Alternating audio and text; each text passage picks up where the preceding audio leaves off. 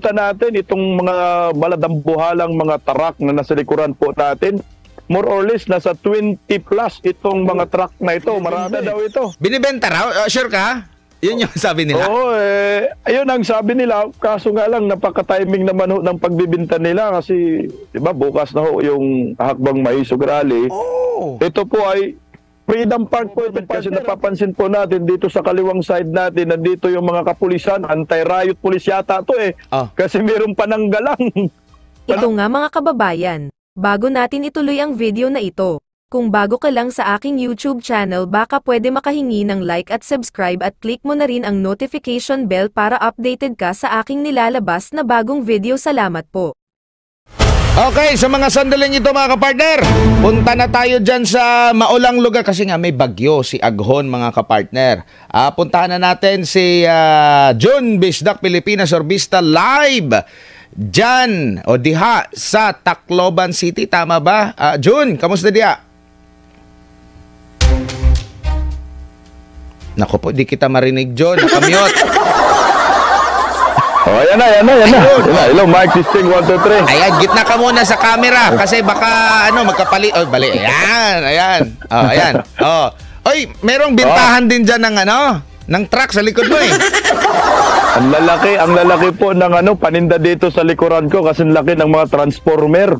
Grabe. Ano bang update diyan? Ano bang nangyari pagdating nyo? Ito po yung update. Kakarating ko lang din po, partner Admar. Galing po tayo ng Ormoc kasi medyo mahal ang ticket papuntang Tacloban, no? Umabot yata ng 20,000. Kaya pang Japan na yan, ha? Pang Japan na Hong Kong na yan. Pang Japan na nga ho Kaya Ormoc, kakarating natin. Nagulat ho tayo dahil nabutan natin itong mga baladambuhalang mga truck na nasa likuran po natin.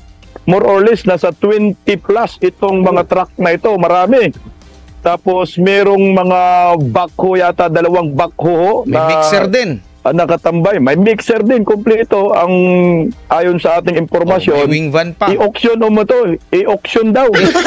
Binibenta daw ito. Binibenta raw? Sure ka? Yun yung sabi nila? Oo, ayun ang sabi nila. Kaso nga lang, napaka-timing naman ho ng pagbibinta nila kasi, di ba, bukas na ho yung Hakbang Maisog Rally. Oh. Ito po ay Freedom Park po ito, partner. Freedom Park ito, pero napuno po ng hindi yata Freedom Park, kundi Freedom Car. Freedom Car yata.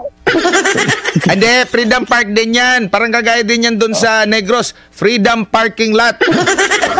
Parang ganun nga ho. Pero kakaiba ito kasi ang lalaki. I-full shot daw natin si Bisdak. I-wide shot natin. Buong ayan, Yan po. I-full natin. Ang lalaki ho. Ayan. Ay, oo nga. Mga transformer po ito, maulan-ulan dito. Makita nyo po, ang dami po ito, mga 20 plus po ito Ay, ganun na mga truck. Ayan so marami po ito. Mga negosyo, ano ba yan? Negosyo ng private or ng government? Yan ang hindi natin alam kung negosyo po ito ng private or government kasi napapansin po natin dito sa kaliwang side natin, nandito yung mga kapulisan, anti-riot police yata to Kasi meron pananggalang. Pananggalang na dala sila. Ano ba yung tawag? Nag-expect ba sila na kalasag? Nag-expect nag-expect ba sila na merong maraming dadagsa dyan para bumili ng mga truck? Yan ang hindi natin alam kung baka bibili ng truck si Tatay Digong, baka ikaw bibili ka rin. Gusto mo? Nako po, sa hirap ng panahon kahit haka-haka lang pero yung dyan, wala ka namang natanong pa kasi kakarating mo pa nga lang. Wala ka bang natanong kung kailan ba na pinarada dyan? Ayon sa aking sagap na impormasyon kahapon pa daw ito, partner. Pinasok po nila ito dahan-dahan itong mga truck na to para bang may mission sila na talagang punuin po itong Freedom Park ng Tacloban ng maraming truck. Okay. Ang kanilang mga rasunis dito, auction o ang tanong, meron na bang nag-inquire dito sa dami ng truck na yan? Pero kung auction yan, bakit dyan sa public na lugar? Correct. Ano ba ang common na ginagawa dyan sa lugar na yan? Maraming mga nagtatambay. Ano ba? Kasi dito kasi sa picture, hindi ko lang kung kay Pambansang Loyal ito. Oo. Dito sa picture na ito, ano lang yung parang plain lang na square, hindi siya kagaya doon sa Freedom Park namin sa Dumaguete, na parang may garden din, may mga lugar. So, na pwedeng pagtambayan.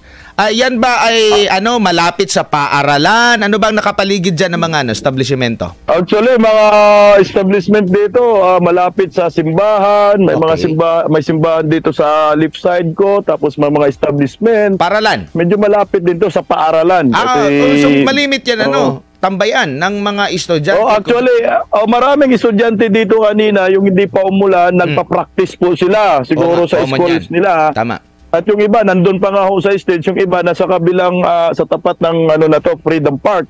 So tambayan talaga ito ng mga estudyante, dinadayo ng mga estudyante, nakakalungkot nga ho. Paano po magagamit ito ng mga tao? Ginagamit na ng mga dambuhalang transformers na nasa likod ho natin.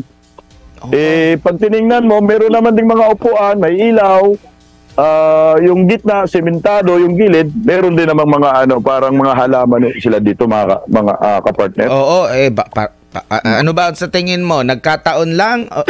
Sinadya? Naluko na. Ang tindi naman ng pagkakataon na ito. Bakit parang mahilig yung mga ganyan sa mga lugar na pagsasagawaan ng may mga ganyan? Naalala ko, lahat na yata ng Hagbang Maisog Rally, merong nakaharang na mga truck simula nung nasa Bulacan pa. Naalala ko lang.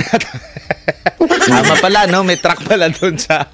May truck din May truck doon sa Bulacan. Malaki din yung truck na yon. Doon naman sa Negro, sa Dumaguete, sa amin, mga traktora, meron ding backhoe. Meron ding mga dump truck din yon. Dahil aayusin din daw nila. Mga Ford. At saka partner, hindi ko po alam kung merong mga Ford dito, merong mga private vehicles na mga Ford sa dulo, makikita mo sa dulo, may mga kotse doon yon. Uniform? Same din? Pareha din itsura? Baka auction din po yata yan. Uy! Auction din po yata. Baka alam nila na magsasagawa ng Maisog Rally dyan, meron na silang target na market. Kasi maraming taong pupunta. Di ba? Yun yung bebentahan siguro nila. Baka kasama ka sa bibinta, nakala siguro nila darating ka. Naku po, wala tayong kumusta naman yung weather natin dyan? Gaano kalakas ba yung mga pag-ulan? Buti nakadala ka ng payong. Actually, low pressure lang naman po ang dinaranas ngayon ng taga-Tacloban ngayon. Pero may bagyo na Bagyong Agon, pero papunta na dyan. Partner, hindi pa naman po malakas. Tamtamang ulan lang, tamang ulan lang, walang hangin. Hindi pa masyadong maramdaman mo yung tinatawag na bagyo. Parang normal lang na sa ato ba, subasko. Parang ganun lang. Pero kanina, mainit ba dyan sa, habang ikaw yung nagbabiyahe dyan sa Visayas? Kanina naramdaman ko na ng umuulan dahil nakasakay po tayo ng isang fast craft. Doon para sa dagat pa lang ay ramdam ko na yung hangin at ulan. Yung presyo ng lipad dyan papunta sa Tacloban, nagkataon ba yan? Malaki yung parang ang lapit. Ang tindi nga ng presyuhan ng lipad yan. Parang merong kang walis, merong kang langis. Magwalis ka na at maglangis ka na lang. Parang mas mahal pa papuntang mas mahal pa papunta dyan kaysa sa Davao. At saka sa abroad. Kasi nga nung nag-research pa ako, umabot nga ng 20,000 from Manila to Tacloban. One way lang yan? One way? One way lang. Kahirap-hirap. Kamalas-malas makakahanap ka ng 26,000. Ganong katindi. Kahapon nakapanayam ko si Doc Lorraine, sabi nga niya 22,000 yung nakita niya. Kaya ang diskarte ngayon ay via Cebu, tapos Cebu, fast craft ka papunta dyan sa Ormoc, tapos Baylan. Tama, Baylan, papunta dyan sa... Baylan. Okay. Ayun nga yung ginawa ko, partner.